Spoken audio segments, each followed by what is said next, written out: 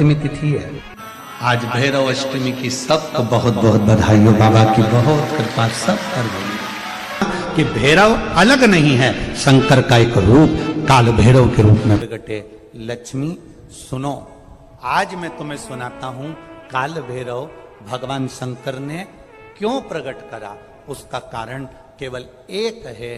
जब देव अधिदेव महादेव अपने नेत्र बंद कर कर बैठ जाते हैं और समाधि में लीन हो जाते हैं, साधना में लीन हो जाते हैं, तब काल भैरव का दायित्व बढ़ जाता है। भैरव का दायित्व बढ़ जाता है। और भैरव का क्या दायित्व बढ़ता है तो सुनो लक्ष्मी, भैरव का दायित्व यह बढ़ जाता है कि जो शंकर के शिवालय में पहुंचता है, जो शंकर के शिवालय में पांव रखता है, जो शंकर के शिवालय में अंदर पहुंचकर शिवालय में अपना चरण रखते रखते रखते रखते देहली से जब अंदर जाता है और शिवालय में शंकर भगवान के शिवलिंग की आराधना करता है, जल चढ़ाता है, शमी पत्र चढ़ाता है, बेल पत्र चढ़ाता है, कमल पुष्प चढ़ाता है, भगवान की श्रृंगार कर कर चंदन अबीर गंध से जो पूजन करता है भगवान की, जब वो अंदर प्रवेश करता है तो भैरव का दायित्व ये हो जाता है कि उसके दुख को भैरव उसी समय पर भक्षण कर लेता है और उसको सुख देकर भेज देता है। ये भैरव का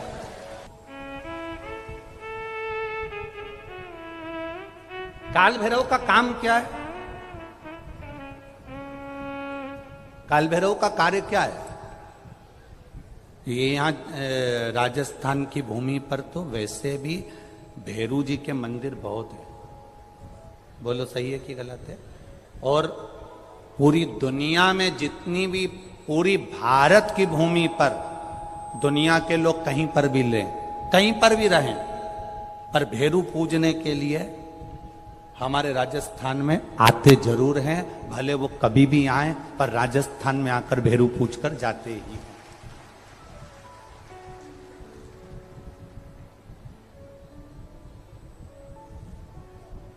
भैरव का काम क्या है?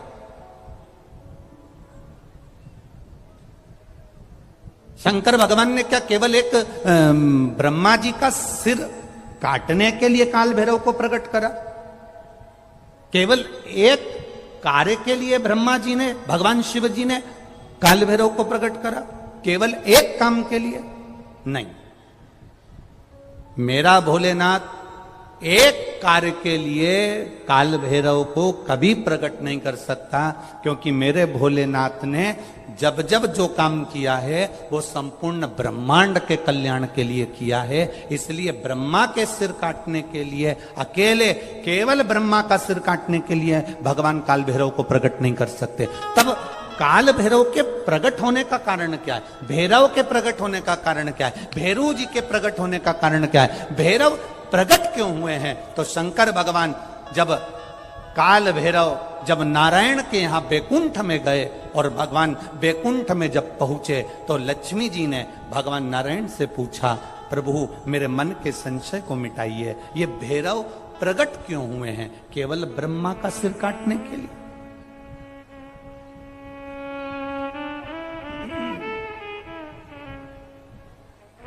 क्या ये ब्रह्मा जी का सिर काटने के लिए प्रकट हुए?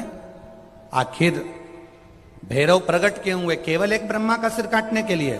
भगवान विष्णु ने कहा नहीं, केवल ब्रह्मा का सिर काटने के लिए काल भैरव नहीं प्रकट हुआ। ब्रह्मा जी का सिर कट गया था, काल भैरव को भगवान शंकर ने प्रकट कर दिया था और काल भैरव ने जाकर ब्रह्मा जी को अपने हाथ की उंगली का नख तोड़कर उनका शीश काट दिया था। काल भैरव, जब काल भैरव ने शीश काट दिया, शीश कट गया,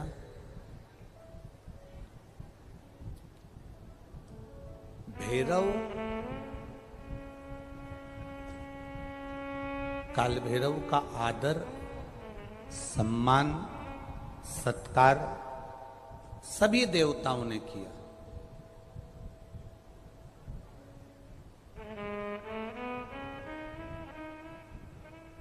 भैरव क्षेत्र का देवता होता है। भैरव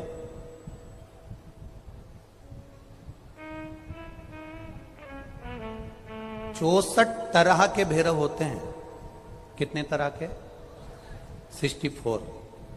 64 तरह के भैरव होते हैं और 64 तरह के भैरव, जितने भैरव होते हैं उतनी भैरवी होती है, क्योंकि शिव के साथ शक्ति जरूरी है, भैरव के साथ भैरवी जरूरी है, क्योंकि भैरव शंकर भगवान का एक अंश रूप है, क्योंकि शिव ने उसको प्रकट करा।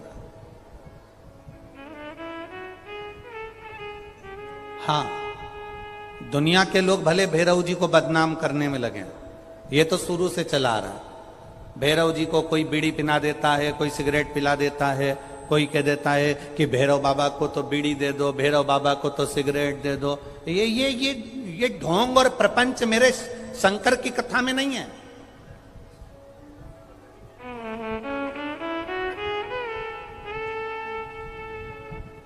शिव का एक अंश है भैरव।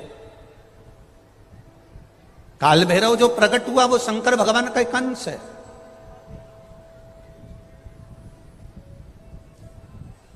काल भैरव जो प्रकट हुए वो शिव का एक अंश रूप है। और काल भैरव जब प्रकट हुए, सारे देवताओं ने उनका आदर करा, इंद्र ने उनका सम्मान करा, इंद्र उनकी सेवा में लगे, वायु देव, गरुण देव, वरुण देव, जितने भी देवता हैं सब ने उनका आदर करा। अब आदर करते करते करते करते माता लक्ष्मी जी ने भी काल भैरव को निमंत्रण दिया। जरा सुनिएगा, बहुत सुंदर कथा है पुष्कर राज की। इस कथा को अपनी जिंदगी में उतारना जरूर। काल भैरव का निमंत्रण माता लक्ष्मी जी ने दिया, और माता लक्ष्मी जी ने काल भैरव को निमंत्रण दिया कि काल भैरव आप बैकुंठ में पधारो और बैकुंठ की भूमि को आप पधार कर आनंदित करिए। तो काल भैरव भगवान का नाम उच्चारण करना, कैसा भी चर्म रोग हो, कैसी भी बीमारी शरीर की चमड़ी से जुड़ी हुई अगर हो गई है, काल भैरव भगवान का स्मरण फल देता। भैरव भगवान का नाम लेकर जल समर्पित कर कर, मां भैरवी का स्मरण कर कर जल की धार का स्मरण। शिव शंकर, यह शिवलिंग है, ये जलाधारी है। जब जल चढ़ाएं, दक्षिण में खड़े होंगे, जहां पानी बहता है वो उत्तर में जाता है। शिव जी का जो पानी है वो बहकर कहां जाता है? उत्तर में। तो जहां से पानी बहता है उसके ठीक विपरीत में खड़े होकर, बैठकर आप शिव जी को यहां जल चढ़ाएं। ओम भैरवाय नमः। शिव भैरव का नाम लेकर जल समर्पित करें। मां भैरवी का नाम लेकर यहीं से जल की धार यहां चढ़े। जो जलाधारी है गोल चौकोर, जो भी जलाधारी आपके पास के मंदिर में, वहां भैरवी का, मां भैरवी का नाम लेकर, पहले बाबा का भैरव शिव का नाम लेकर यहां, और मां भैरवी का नाम लेकर यहां जल समर्पित करें। जो जल चढ़ता है उसी जल का प्रोक्षण अपने शरीर पर करें, या थोड़ा सा झेल कर लाकर उसको पूरे जहां जहां तकलीफ है पूरे शरीर में लगाना प्रारंभ करें। डॉक्टर की दवाई भी खाते रहें, इलाज भी कराते रहें, और साथ में ये बाबा भैरव का नाम भी लेते रहें। आराम लगेगा, होगा। शिव तत्व की प्राप्ति का सुख है। भगवान भैरवनाथ का स्मरण। लोग कहें कि कई लोग कहते हैं शंकर जी अलग हैं, भैरव अलग हैं, कोई कहता है शिव अलग हैं, भैरव अलग हैं, कोई कहता है जगत जननी दुर्गा अलग है, भैरवी अलग। ना ना ना, ये व्यर्थ की बातों में आप मत पड़िए। शिव महापुराण, हमारी बात पर भरोसा नहीं तो शिव महापुराण की कथा लेकर आओ, गीता प्रेस गोरखपुर की, और शिव महापुराण की कथा को हिंदी में अपने घर में रहकर जब फुर्सत मिले तब पढ़ो, तो आपको ज्ञात हो जाएगा मुझे प्रकट क्यों करा, किस लिए प्रकट किया। जिस समय पर काल भैरव प्रकट हुए, 64 योगिनियां नृत्य कर रही हैं, मां कंकाली काली भी नृत्य कर रही है, देवियां सब प्रसन्न है, देवता स्तुत है, और शंकर भगवान मंद मंद मुस्कुराते हुए काल भैरव को प्रकट करते हुए कहते हैं, काल भैरव पूछता है मेरे को प्रकट करने का कारण क्या है, क्यों प्रकट किया, किसके लिए? काशी वाले कहते हैं कि काल भैरव काशी के कोतवाले हैं, पर शिव महापुराण की कथा कहती है कि काल भैरव केवल काशी के कोतवाल नहीं, काल भैरव पूरी भारत की भूमि, पूरे विश्व के कोतवाल है। पूरे विश्व के मृत्यु लोक में जो जन्म लेता है, शास्त्र कहता है, हमारे शास्त्र वर्णन करते हैं, ब्रह्मा ब्रह्म लोक में विराजमान है, भगवान विष्णु वैकुंठ लोक में विराजमान है, भगवान शंकर मृत्यु लोक में विराजमान है। भगवान शंकर अपने नेत्र बंद कर कर बैठे रहते हैं। मां सती ने, माता पार्वती ने शंकर भगवान से पूछा था, इस काल भैरव को क्या केवल ब्रह्मा जी को मारने के लिए, ब्रह्मा जी का सिर काटने के लिए प्रकट करा आपने? क्या इस काल भैरव को केवल अंधकासुर के वध के लिए प्रकट करा तुमने? क्या इस काल भैरव को केवल दुष्टों के संहार के लिए प्रकट करा आपने? शंकर भगवान कहते हैं, नहीं पार्वती, ब्रह्मा का सिर तो मैं भी काट सकता था, अंधकासुर को तो मैं भी मार सकता था, पर काल भैरव को मैंने इन दुष्टों के संहार के लिए प्रकट नहीं करा है। पार्वती, जब मैं नेत्र बंद कर कर बैठूंगा तब साधना में लीन रहूंगा। मृत्यु लोक से कोई अपने प्राणों को त्याग कर जब जाएगा तो मेरा काल भैरव उसकी हाजिरी बजाता हुआ आगे आगे चलकर बताएगा कि इसने शिव को एक लोटा जल चढ़ाया। मेरा काल भैरव ये बताएगा कि शंकर को एक लोटा जल चढ़ाया, इसकी साक्षी है।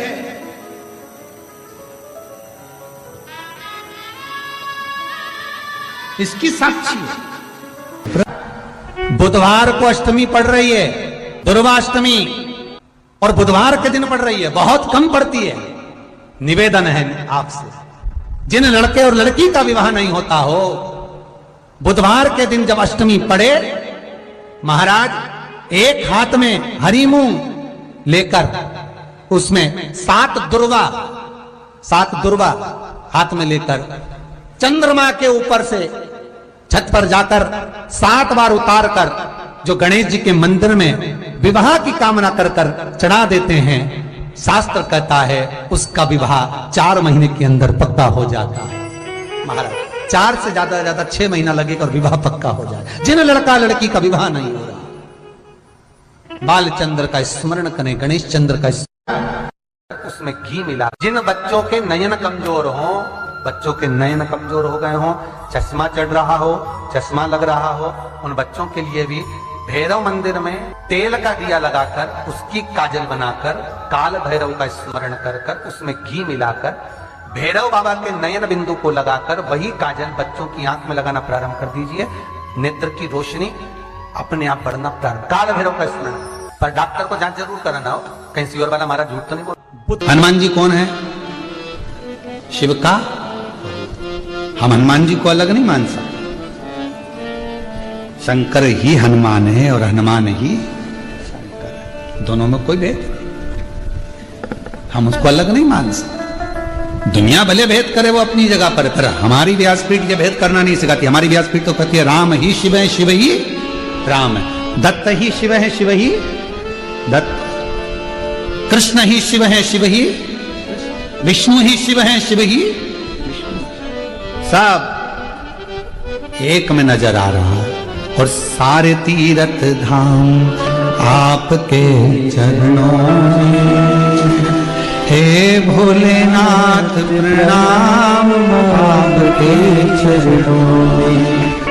शिव के अंतर्गत सब समान,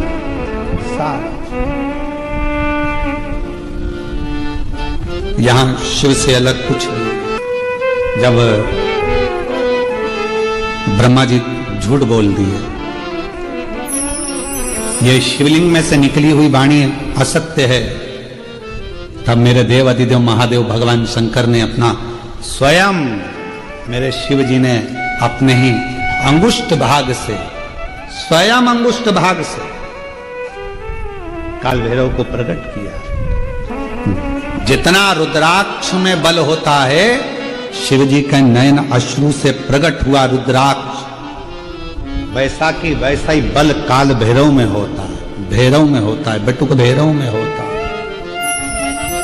वैसा की वैसा।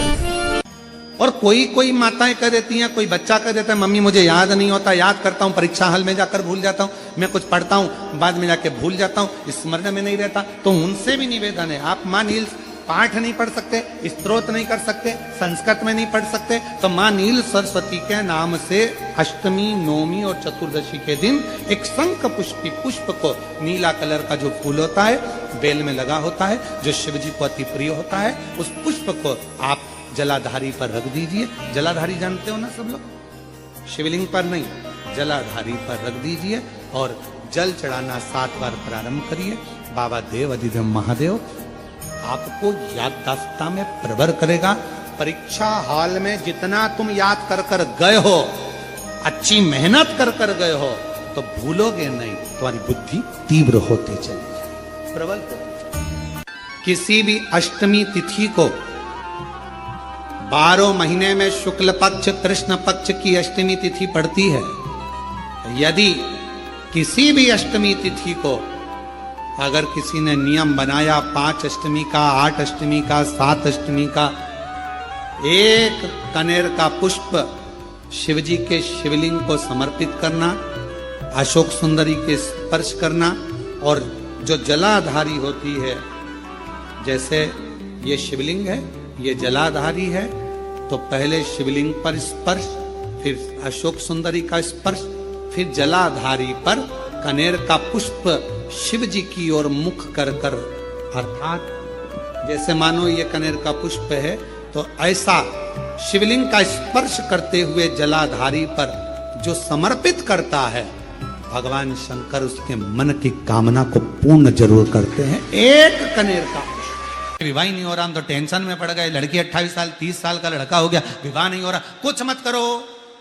अष्टमी तिथि आए तो अशोक सुंदरी वाली जो जगह है वहां पर हल्दी की 7 बिंदियां लगा दो, लड़का लड़की का हाथ उस बिंदी पर रखवा दो, उसका नाम गोत्र बोलो, उसी हल्दी में उसके हाथ पीला करवा दो, और पीपल के पेड़ पर उस हाथ के 5 छापे पड़वा दो। 3 महीने में विवाह पक्का हो जाता है महाराज। अपन भी एग्जाम देने के लिए संसार सागर में आए हैं, जितना जितना मन लगाकर कर्म करेंगे, अच्छा कर्म करेंगे, अच्छा अध्ययन करेंगे और अच्छे से एग्जाम देंगे और सब अच्छे कर्म के साथ में लिखते हुए चलेंगे, तो निश्चित है भगवान का इसमें कोई दोष नहीं होगा। परसेंट लाना हमारे हाथ में है, परमात्मा तो कॉपी चेक कर कर रिजल्ट बना दे।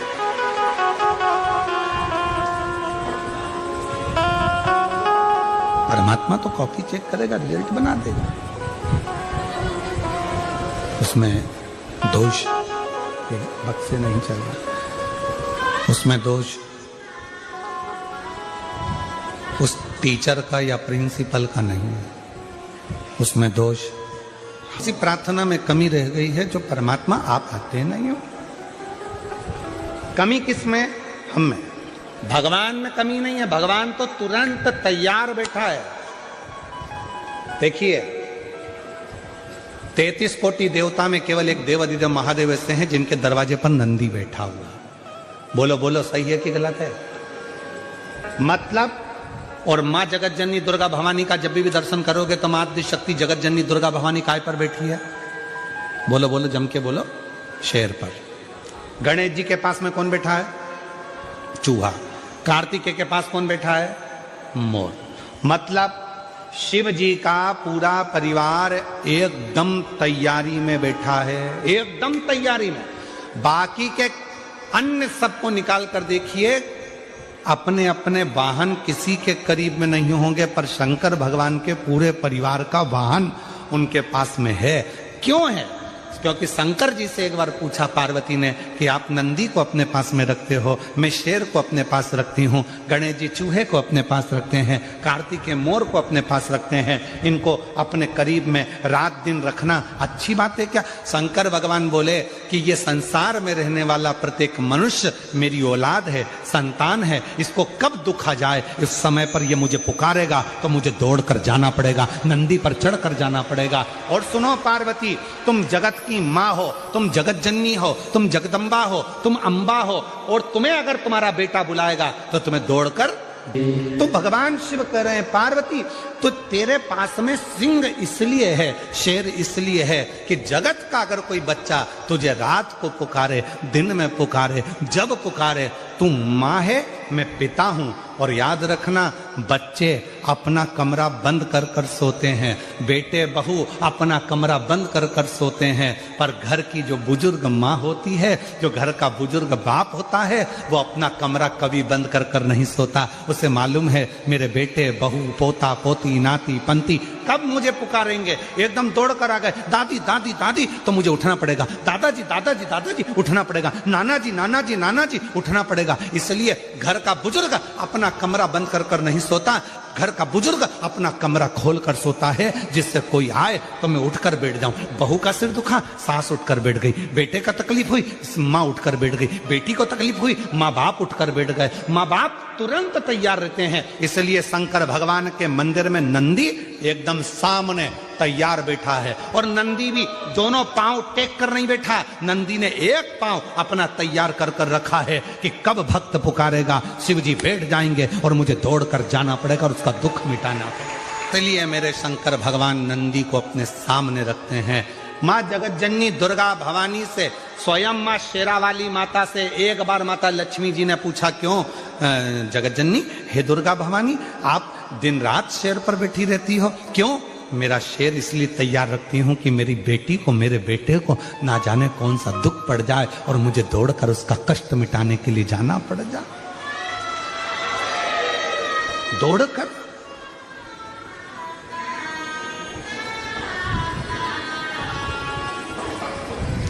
आप सब गुजरात में रहते हो, सूरत नगर में कथा चल रही है, आपसे एक प्रश्न करना था, अगर उत्तर देंगे आप तो स्वीकार करेंगे। गुजरात का सबसे प्रसिद्ध नृत्य है गरबा, बोलो सही है? दुनिया में प्रसिद्धि है इस नृत्य की, गरबे की। हमें एक बात पूछना था कि गरबा चौकोर क्यों नहीं होता, गरबा हमेशा गोल ही क्यों होता है? हमें प्रश्न करना था कि गरबा लंबा क्यों नहीं होता, गरबा आड़ा टेढ़ा क्यों नहीं होता, गरबा छह षडक्रति का क्यों नहीं होता। गरबा हमेशा, चाहे कितनी बड़ी भी फील्ड हो, कितना भी बड़ा भी ग्राउंड हो, पर गरबा हमेशा गोल क्यों होता है? हमें केवल एक प्रश्न का उत्तर मेरे गुजराती भाई बहनों से चाहिए, और उत्तर दें तो अच्छी बात है कि सिरा खत्म हो सकता है, षडाकृति में एक सिरा खत्म हो सकता है, पर गोल आकृति में कोई सिरा खत्म नहीं होता। मतलब आस लगी रहती है कि मेरी जगत जननी जगदम्बा आएगी जरूर और मेरा दुखड़ा मिटाएगी। एक आस, और वो आस कभी जिंदगी में खत्म नहीं होना चाहिए।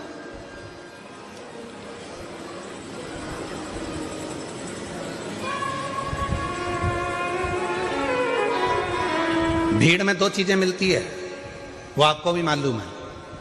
भीड़ में दो चीजें मिलती है, भीड़ में दो चीजें प्राप्त होती है। कौन कौन सी चीज मिलती है भीड़ में? एक मिलता है धक्का और दूसरा मिलता है धोखा।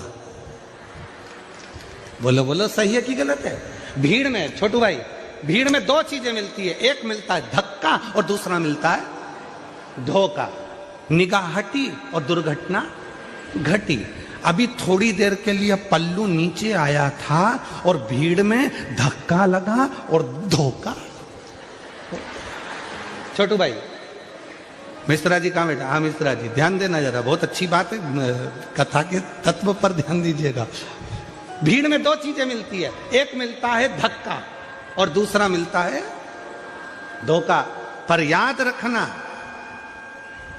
दुनिया की भीड़ में धक्का भी मिलेगा और धोखा भी मिलेगा, पर जब धर्म की भीड़ होती है तो उसमें धक्का मिल सकता है पर धोखा कभी नहीं मिल सकता। उसमें शिव तत्व प्रदान जरूर करता, प्रदान कर। कई कई माताएं कहती है, गुरुजी हमारे देखो इतनी भीड़ थी, हमारी गले की चेन चली गई। अच्छा ईमानदारी से बोलो, जो नौकरी करने वाले हैं उनका प्रमोशन हो गया, तुम कथा सुनते सुनते पीछे से आगे आके बैठ गए, तुम्हारा प्रमोशन हो गया, पर चोटे का आज तक प्रमोशन नहीं हुआ। वो चोटा की चोटे ही लिया, उसका प्रमोशन नहीं हुआ। जिसकी चेन गई उसकी 2 तोले की ज्यादा बन गई, भगवान ने बनवा दी।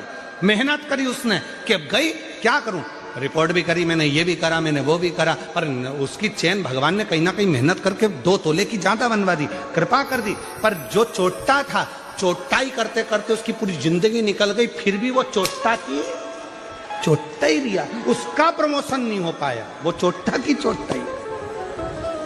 क्यों? क्योंकि उसने जिंदगी में सबको धोखा दिया है, और धोखा देने वाला कभी खुशी की जिंदगी नहीं जी सकता, वो दुख की ही जिंदगी जी।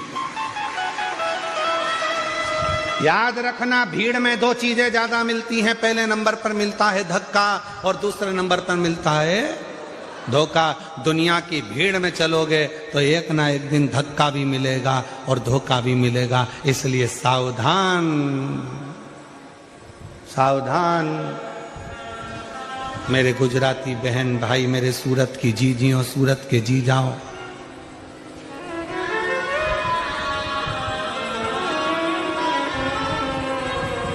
सावधान।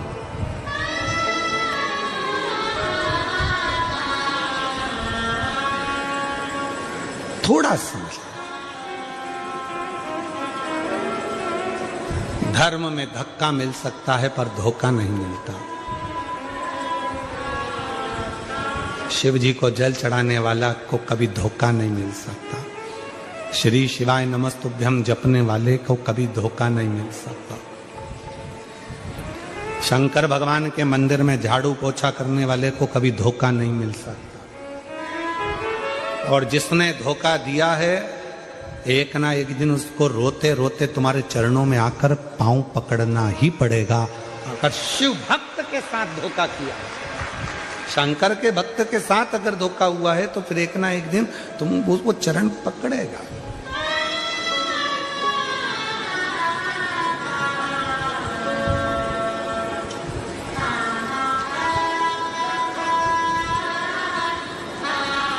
इसलिए जो सूरत के निवासी हैं, गुजरात के वासी हैं, वो अपनी मस्ती में जिंदगी जीते हैं। अब हमने देखा है यहाँ गरबा करने वाली मेरी बहनों को, मेरी बेटियों को, मेरे बेटाओं को, मेरी जीजियों को, मेरे जीजाओं को भी हमने देखा। वो गरबा पास वाला कैसा कर रहा है उनको मतलब नहीं, वो तो वो अपनी मस्ती में जीते हैं। और दुनिया में बहुत लोचे होते हैं, और सूरत वाले तो लोचा ही खा जाते हैं। एकदम भी है, क्या बोलते, लोचा है। और दुनिया में लोचा शब्द दूसरा है, लड़ाई झगड़ा करना। अच्छे लोचे में फंसाया। अब तो सोचो जरा, गुजरात वाले कितने भारी होंगे। यहाँ लोचे को निपटा जाते हैं। आजा, यहाँ कोई लोचा वोचा यहाँ फालतू का चलता नहीं है, तो अपन निपटू के बैठा।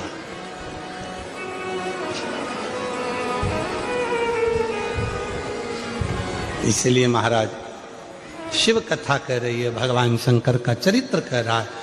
शिव की भक्ति, भजन, स्मरण आप जैसा करेंगे, वैसा वैसा भगवान आपके पास दौड़कर आने के लिए तैयार बैठा है। भगवान देरी नहीं कर रहा है, हमारी देरी। एक पत्र है, अच्छा है, देखो। अब कुछ नहीं मिला तो बिंदी के पत्ते पे लिख दिया, गलती हमारी है, कुछ ना कुछ हम याद नहीं कर पा रहे हैं, कुछ ना कुछ हम अच्छे से उसका स्मरण नहीं कर पा रहे हैं, इसलिए हमारा परसेंटेज डाउन हो रहा है और हमारा परमात्मा, हमारा रिजल्ट ठिकाना नहीं पड़ता है।